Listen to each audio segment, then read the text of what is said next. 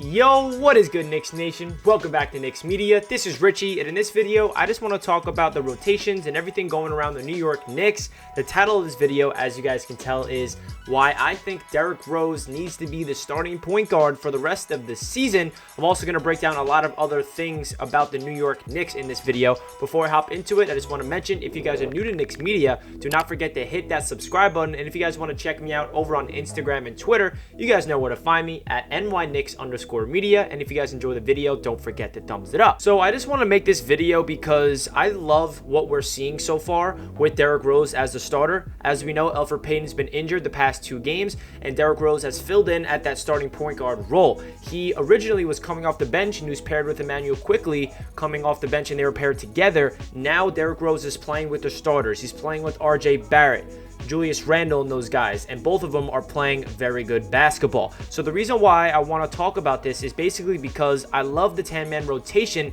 in place. I love Emmanuel Quickley and Frank Ntilikina paired up together in the backcourt because it gives us a really good dynamic of offense and defense off the bench. Also, the starters. I think that Derrick Rose being in that starting lineup is only going to benefit RJ Barrett. That's another reason why I want to talk about this. We saw RJ Barrett last night, and if you look up his highlights from last night, all the 3-pointers that RJ had, I don't know if every single one of them, but he had 4 3-pointers, and at least 3 of the 4, if not all of them, were from assists from Derrick Rose. Derrick Rose finished with 11 assists. What I'm trying to say is Derrick Rose actually finds RJ Barrett in rhythm. He understands how to get his teammates around him to play better. Elfird Payton, we never see Elfird dishing it to RJ in the corner. We never see Elfird dish it to RJ, cutting to the rim like Derrick Rose does all the time. Derrick Rose finished with 11 assists last night. That is the season high for any Knick, I'm pretty sure, this year, besides Julius Randle's triple-double night. I don't know if he had 11 assists, but Derrick Rose is really playing beautiful basketball at that point guard position, and he knows this system better than anybody.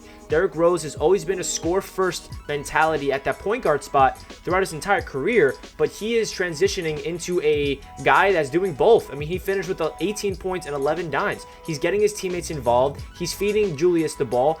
And most importantly, he's letting RJ get comfortable. I feel like the dynamic of Elfird and RJ and Julius don't work together. Those 3 guys are known to be more slashing mindsets. And yes, Derrick Rose is a slasher as well, but Derrick Rose is way better at shooting the ball from the perimeter than Elfird Payton. D-Rose has been hitting those step-back mid-range jump shots at an efficient level. He's been actually hitting it from downtown. What Elfird Payton does when he's on the floor is he either drives to the rim and he tries to put up a layup, or he gives it to Julius Randle. I don't think we've ever seen Elfird give RJ the ball at a consistent basis. Yes, of course, Elfird has given RJ the ball and had actually one really nice pass to RJ cutting to the rim like three games ago. It's not like he doesn't give RJ the ball at all. What I'm trying to say is he doesn't look at RJ nearly as much as Derrick Rose does. And for those guys that don't know, RJ Barrett, he's shooting 47% from three-point land in the month of February.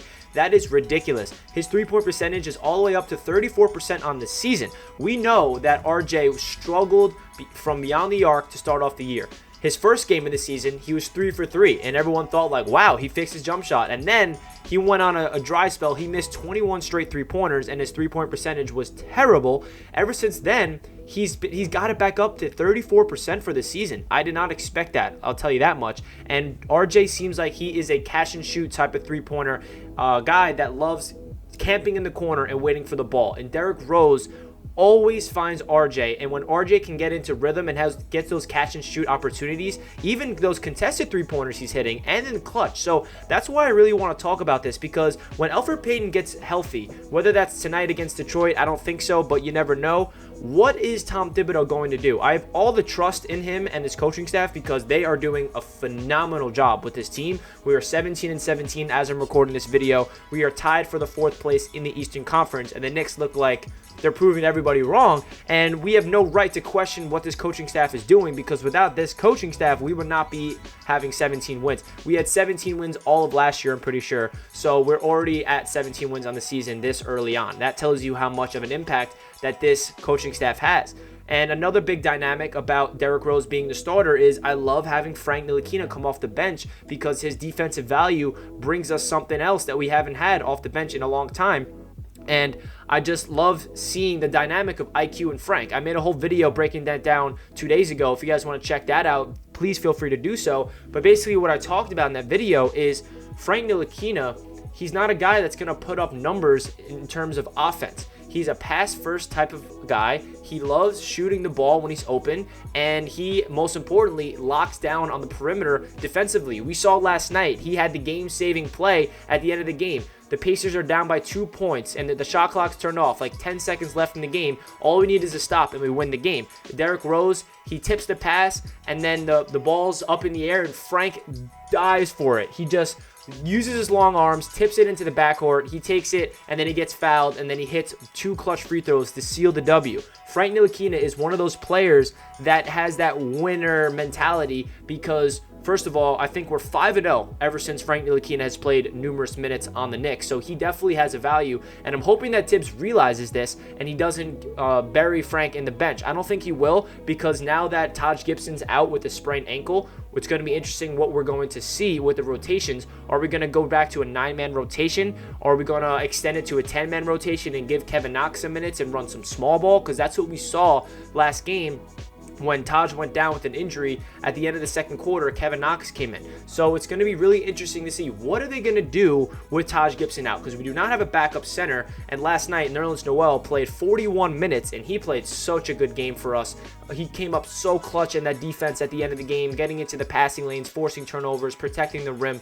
Nerlens Noel is filling in for Mitchell Robinson very well, and I'm very happy for Nerlens. And we're definitely missing out on Mitch, because without Mitchell Robinson, we do not have that consistent guy at that rim, protecting the rim at all times, because when Mitch was healthy, it was either Mitch or Nerlens Noel on the court at all times, and we had really good, rim protection. Now Taj Gibson's injured. First of all, Taj is never a defensive guy. He's always that offensive guy off the bench, which I love. But now with Taj injured, it's going to be really interesting to see what this Knicks team does with the rotations. But the center point of this video I want to make is Derrick Rose needs to be the starter for the rest of the year, because that trade that Leon Rose made is the reason why we're doing this well. I don't think that we have 17 wins right now without Derrick Rose. He is passing the ball to RJ Barrett, like I mentioned. Julius Randle's playing more freely, and also off the bench, I feel like Emmanuel Quickley low-key benefits without Derrick Rose on the floor, because it lets IQ play more freely. You don't have to worry about who's the primary ball handler. It's not like a pickup game where IQ brings the ball up and then the next possession D Rose does. It's a good dynamic. Our point guard for the starters is Derrick Rose. The point guard for the backup unit is Emmanuel Quickley, and he plays more freely and he plays at an efficient level. He puts up a lot of points in a short amount of minutes, and I'm just excited. I feel like this Knicks team is so fun to watch, and it's going to be very interesting to see what they do when Elfird Payton gets back healthy. Let me know in the comment section what you guys think about this video and what you think about all my takes. Do you think the Knicks are going to adjust the rotations when Elfird comes back? Is he going to be the starter? Are they going to keep D Rose in the starting lineup? I sure hope so, because like I said earlier on in the video, I think RJ Barrett and Julius Randle are both going to benefit with D Rose in the starting lineup instead of Elfird Payton by a long shot. And I can list a lot of reasons why, but I'm not going to do that because I think you guys know the reasons why. So that does it for this video. Hopefully we can get a W tonight against the Detroit Pistons and we can get over 500, because that would be awesome. If you guys stayed until the end of the video, don't forget to comment down below a Statue of Liberty emoji and comment down below some of your thoughts of the video as well. Hit that thumbs up button if you guys are not already. Hope you guys are having a fantastic day. Let's go Knicks. I'll catch you guys next time. Peace.